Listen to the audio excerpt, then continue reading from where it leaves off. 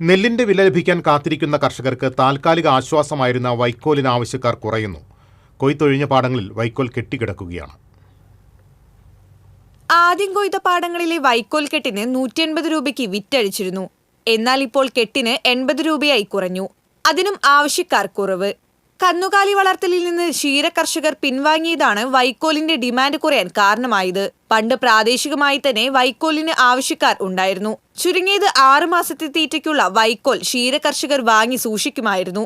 വർദ്ധിച്ച ചെലവും രോഗബാധയും മൂലം കന്നുകാലി വളർത്തലിൽ നഷ്ടസാധ്യത ഏറിയതോടെ ഭൂരിപക്ഷം പേരും ഈ തൊഴിൽ ഉപേക്ഷിച്ചു. വലിയ ഫാമുകളിൽ വൻതോതിൽ തീറ്റപ്പുലി കൃഷി ചെയ്യുന്നതിനാൽ അവിടെയും വൈക്കോലിന് ആവശ്യമില്ല. തമിഴ്നാട്ടിൽ നിന്നുള്ള വ്യാപാരികൾ വൈക്കോൽ വാങ്ങാൻ എത്തുമെന്ന പ്രതീക്ഷയിലാണ് കർഷകരിപ്പോൾ. 120 രൂപയെങ്കിലും ലഭിച്ചെങ്കിൽ വൈക്കോലിലും നഷ്ടം സംഭവിക്കുമെന്ന് കർഷകർ പറയുന്നു. യന്ത്രം ഉപയോഗിച്ച് ഒരു കെട്ട് വൈക്കോൽ കെട്ടാൻ 35 രൂപയാണ് ചെലവ്. കൂലിയും അധ്വാനവും വേറെയും. കൊയ്ത്ത് കഴിഞ്ഞാൽ ദിവസങ്ങൾക്കുള്ളിൽ വൈക്കോൽ വിറ്റ പണം കർഷകരുടെ കയ്യിൽ എത്തുമായിരുന്നു.